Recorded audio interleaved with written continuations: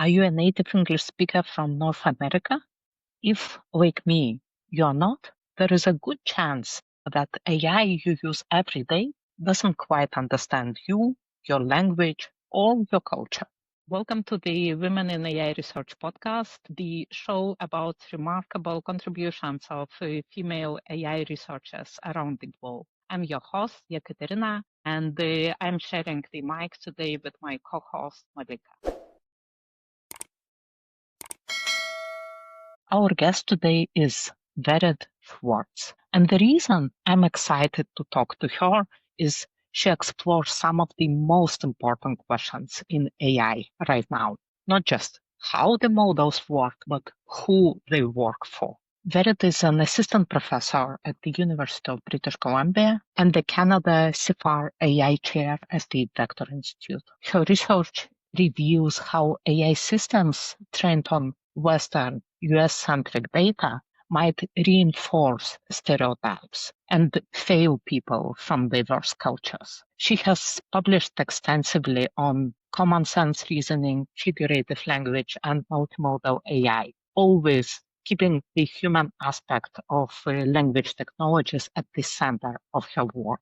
Vered just published a book called Lost in Automatic Translation, where she shares her personal experiences as a non-native English speaker, from personal assistants that cannot understand her accent to the bigger question: will these tools help us master languages, or will they make language learning obsolete? In our today conversation, Vered talks about hidden biases in AI, how to build more culturally aware models, and what responsibility we have as these technologies reshape our lives. Stick around until the end. Vered will explain how vision language models differ from text-only models in their cultural biases. Let's dive in. Vered, welcome to the Women in AI Research podcast.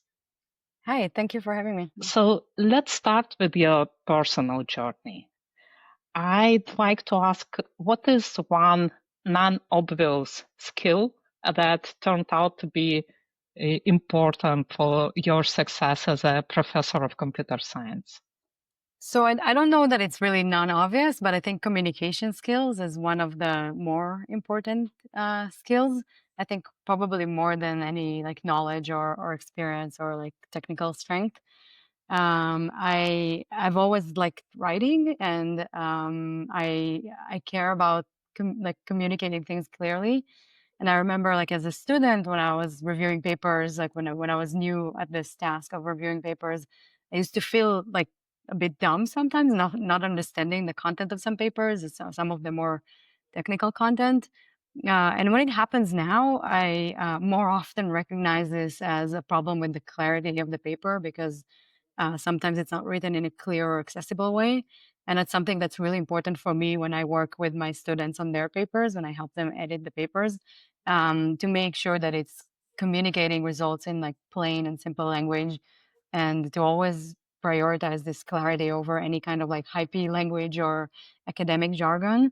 I think it's really important to be able, especially in a field like ours, in AI, that is of interest to people outside of the field, and it's really important to be very clear about the like scientific findings. I also think it's like this communication skills are also important for teaching and for giving talks. I'm not sure about grant proposals though. I think that maybe I might be penalized sometimes for not being more hypey, more overhyping my work. Right, and definitely important for participating in the podcasts, Yeah. I guess. Yeah, of course. So looking back, what's one piece of advice you wish someone had given you before you started your faculty role?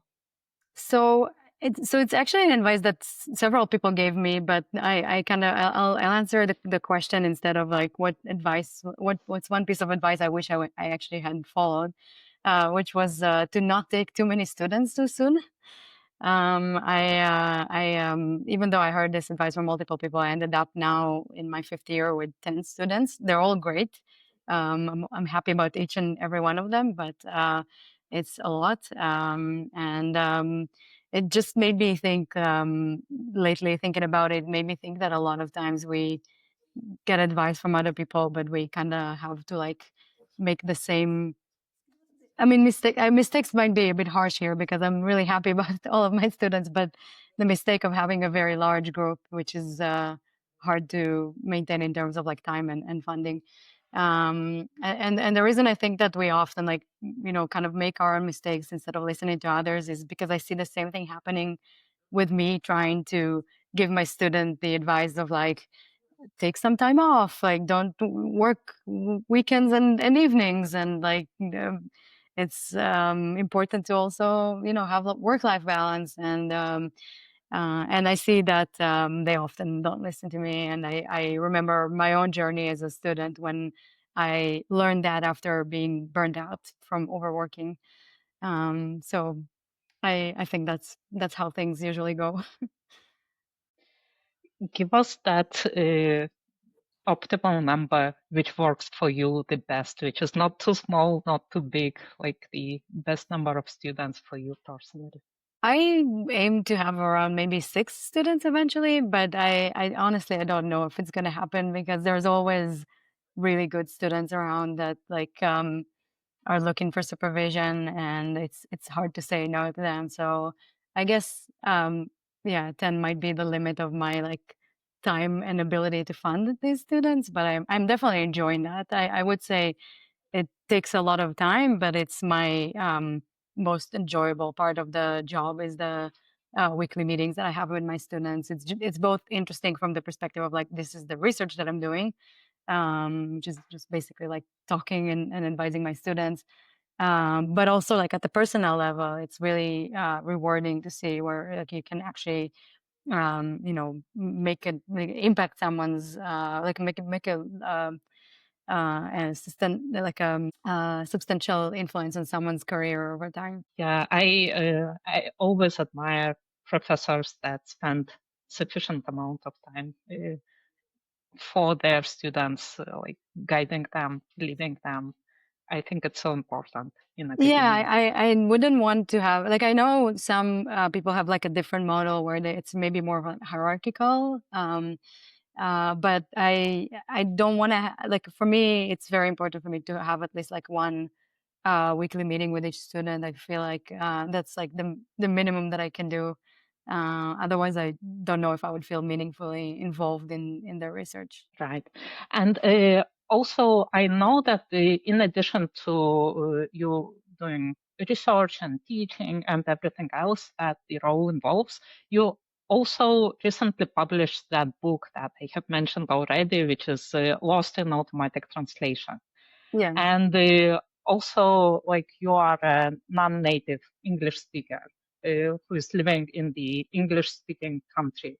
So I wonder, can you share with us any personal experiences with the language technologies that maybe inspired you to write this book? Yeah, so it wasn't one isolated experience. It was like that experience of working on NLP, developing tools for English while at the same time. So like I'm kind of joking about like teaching the computer to speak English while at the same time I was improving my own English. And so like I've been working on NLP for over a decade, and in the last few years, we've seen language technologies immensely improving.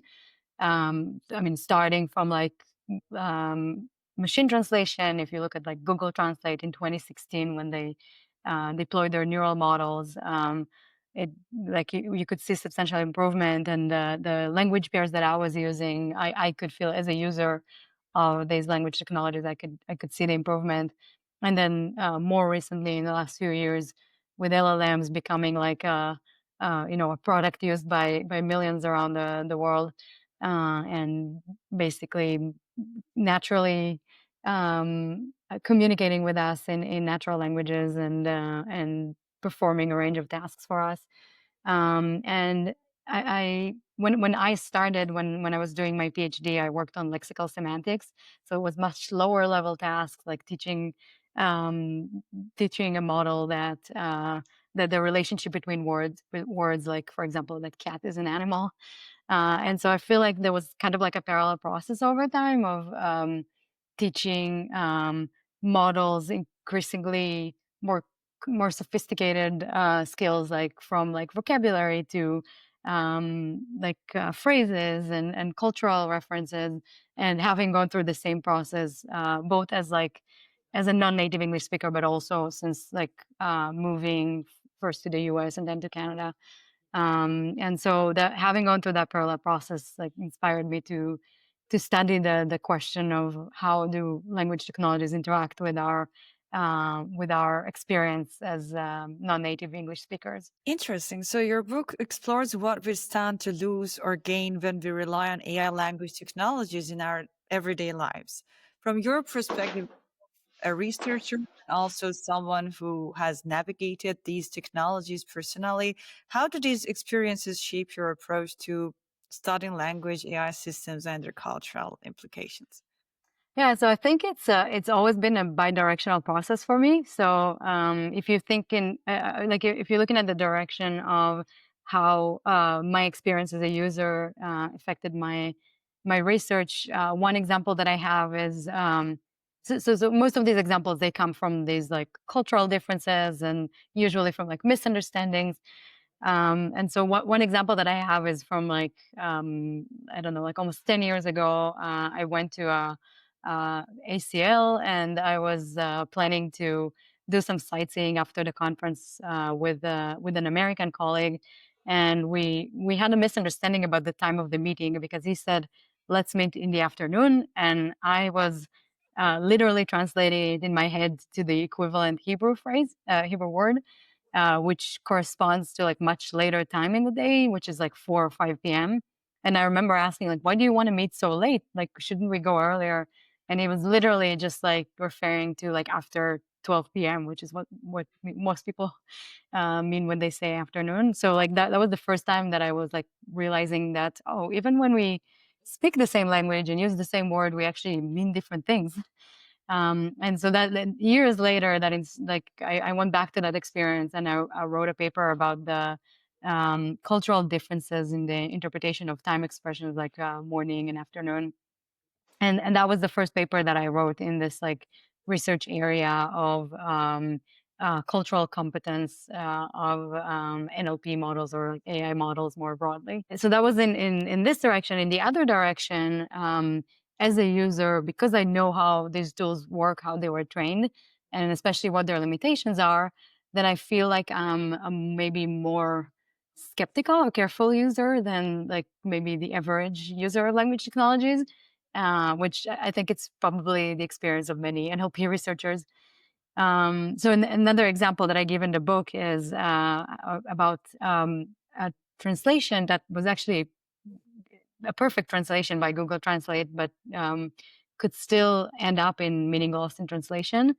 So that was I had this like notebook with all recipes in Hebrew, and my partner and I we wanted to digitize that, and he doesn't speak Hebrew, and so I manually translated the ones that were handwritten, but he took the few that were printed, and he scanned them and used Google Translate to translate them to English, and then I went over them manually to correct them.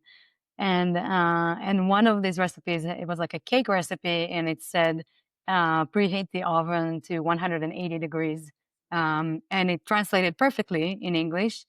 But the problem is that the intended audience of that recipe in Hebrew, which are people in Israel, would read this and infer that the unit is Celsius, even though it's unspecified, because that's the unit what we use for ovens in Israel. But in Canada, we use Fahrenheit in the ovens. So, I mean, I had corrected it. He would have noticed it because he knows enough about baking. But you know, someone else that translates a recipe might like underbake cake because of that. So, and I think I corrected it because I'm a skeptical user, but maybe, you know, someone else has a higher chance of this meaning loss in translation.